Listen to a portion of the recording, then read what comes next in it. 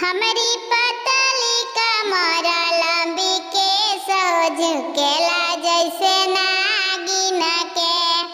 Fair lovely cream यारी ललिया लगवनी, हमरे देखे वाला हो हमरे चाटे वाला पिया परदेस झुकेला जैसे नागिन के। हमारी पतली कमर लंबी के झुकेला जैसे नागिन के। सोने के थलिया में हलवा बनवनी, हमारी खाए वाला हो हमरे खाए वाला पिया परदेस झुकेला जैसे नागिन के।